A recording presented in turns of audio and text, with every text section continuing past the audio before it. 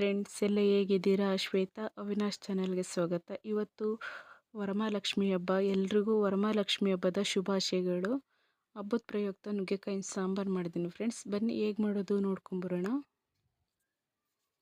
ಅರ್ಧ kg ನುಗ್ಗೆಕಾಯಿ ಇದೆ. ಈ ಥರ ಸಿಪ್ಪೆ ಬಿಡಿಸಿ ತೊಳೆದಿಟ್ಕೊಂಡಿನಿ. ಈ ಥರ ಚಿಕ್ಕ ಚಿಕ್ಕದಾಗಿ ಕಟ್ ಮಾಡ್ಕೊಂಡಿನಿ. ನೀವು ಬೇಕಿದ್ರೆ ದೊಡ್ಡದಾಗೂ ಕಟ್ ಮಾಡ್ಕೋಬೋದು. 100 ಗ್ರಾಮ್ ಅವರೆಬೇಳೆ, 100 ಗ್ರಾಮ್ ಹೆಸರುಬೇಳೆ, ಇದ್ಕಿದ ಬೇಳೆ ಒಂದು 50 ಗ್ರಾಮ್ ಅಷ್ಟಿದೆ. ನಿಮಗೆ ಯಾವುದಾದ್ರೂ ಒಂದು ಬೇಳೆನ ಸಹ ಹಾಕ್ಕೊಂಡು ಮಾಡ್ಕೋಬೋದು. ಈ ಥರ 3 ಬೇಳೆನೂ ಮಿಕ್ಸ್ ಮಾಡ್ಕೊಳೋದ್ರಿಂದ ಟೇಸ್ಟಿಯಾಗಿ ತುಂಬಾ ಚೆನ್ನಾಗಿರುತ್ತೆ. ಈ ಕುಕ್ಕರಿಗೆ ಹಾಕ್ಕೊಂಡು ಒಂದು 2-3 ಸರಿ ನೀಟಾಗಿ ವಾಶ್ ಮಾಡ್ಕೋಬೇಕು. ವಾಶ್ ಮಾಡಿದ್ದಾಗಿದೆ. ಇದಕ್ಕೇ ಮುಳುಗುವಷ್ಟು ನೀರು ಹಾಕ್ಕೋಬೇಕು. ದೊಡ್ಡ ಟೊಮೊಟೊ 2 ಇದೆ, ಮೀಡಿಯಮ್ ಸೈಜು ಈರುಳ್ಳಿ 2 ಇದೆ. ಇದನ್ನು ಸಹ ಚಿಕ್ಕ ಚಿಕ್ಕದಾಗಿ ಕಟ್ ಮಾಡಿಕೊಂಡು ಇದಕ್ಕೇ ಸಹ ಹಾಕ್ಕೊಂಡು ಮುಳುಗುವಷ್ಟು ನೀರು ಹಾಕೋಬೇಕು. 2-3 ವಿಷಲ್ ತೆಗಿಬೇಕು. ಉಪ್ಪು ಏನೂ ಹಾಕ್ತಾಯಿಲ್ಲ.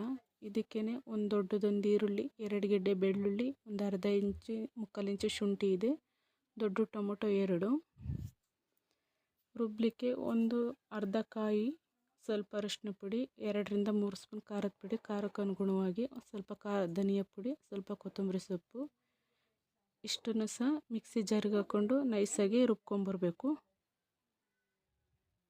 ಒಗ್ಗರಣೆಗೆ ಪಾತ್ರೆ ಬಿಸಿಗೆ ಇಟ್ಕೊಂಡು ಒಗ್ಗರಣೆಗೆ ಎಷ್ಟು ಬೇಕಷ್ಟು ಎಣ್ಣೆ ಹಾಕ್ಕೊಂಡಿನಿ, ಸಾಸಿವೆ ಹಾಕ್ಕೊಂಡಿನಿ.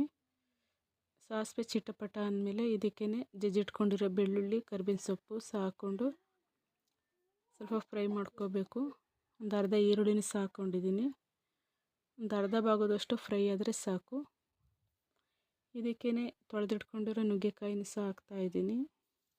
ಈ ಥರ ಮಾಡೋದ್ರಿಂದ ಟೇಸ್ಟ್ ಚೆನ್ನಾಗಿರುತ್ತೆ. ನೀವು ಬೇಕಿದ್ರೆ ಬೇಳೆ ಜೊತೆಗೆ 2-3 ವಿಷಲ್ ತೆಗಿಬೋದು. ಆದರೆ ಈ ಥರ ಮಾಡೋದ್ರಿಂದ ಟೇಸ್ಟ್ ಡಿಫ್ರೆನ್ಸ್ ಇರುತ್ತೆ. ರುಚಿ ತಕ್ಕಷ್ಟು ಉಪ್ಪು ಹಾಕೋಬೇಕು. ಸ್ವಲ್ಪ ನೀಟಾಗಿ ಒಂದು 2-3 ಸರಿ ತಿರುಗಿಸಿ ಮುಳುಗುವಷ್ಟು ನೀರು ಹಾಕೋಬೇಕು. ಒಂದು 4-5 ನಿಮಿಷ ಹೈ ಫ್ಲೇಮಲ್ಲೇ ಬೇಯಬೇಕು. ಒಂದು ಅರ್ಧ ಭಾಗದಷ್ಟು ಬೆಂದರೆ ಸಾಕಾಗುತ್ತೆ, ಪೂರ್ತಿ ಸಾಫ್ಟಾಗಿ ಬೇಯಬಾರ್ದು.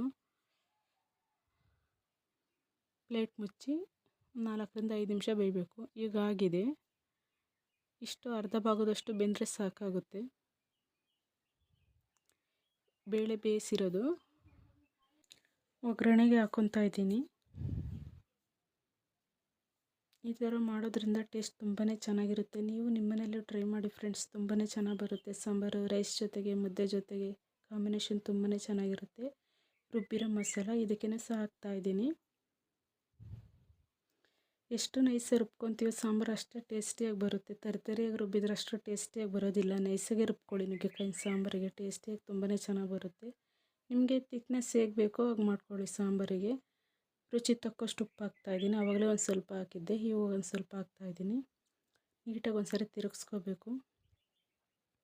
ನನಗೆ ಇಷ್ಟು ತಿಕ್ನೆಸ್ಸಿ ಬೇಕನ್ನಿಸ್ತು, ಇಷ್ಟು ಮಾಡ್ಕೊಂಡಿನಿ. ಈ ನಾನು ಮಾಡೋ ಸಾಂಬಾರಲ್ಲಿ 10-12 ಜನ ಊಟ ಮಾಡ್ಬೋದು. ನಮ್ಮ ಮನೆಯಲ್ಲಿ ಗೆಸ್ಟ್ ಬಂದಿರೋದ್ರಿಂದ ಇಷ್ಟು ಸಾಂಬಾರು ಮಾಡಿದ್ದೀನಿ. ತುಂಬ ನೋಡಿದ್ರಲ್ಲ ಫ್ರೆಂಡ್ಸ್, ಎಷ್ಟು ಚೆನ್ನಾಗಿ ಕಾಣಿಸ್ತಾ ಇದೆ ನುಗ್ಗೆಕಾಯಿ ಸಾಂಬಾರು. ಮುದ್ದೆ ಜೊತೆ ಸರ್ವ್ ಮಾಡ್ಕೊಂಡು ಊಟ ಮಾಡ್ತಾಯಿದ್ರೆ ಇನ್ನೂ ಬೇಕು ಅನಿಸುತ್ತೆ. ಪ್ಲೇಟ್ ಮುಚ್ಚಿ ಕುದಿ ಬರೋವರೆಗೂ ವೆಯ್ಟ್ ಮಾಡಬೇಕು. ಈಗ ಕುದಿ ಬರ್ತಾ ಇದೆ. ಒಳ್ಳೆ ಪರಿಮಳ ಕೂಡ ಬರ್ತಾ ಇದೆ ಮನೆ ತುಂಬ. ಒಂದ್ಸರಿ ತಿರುಗಿಸ್ಕೋಬೇಕು.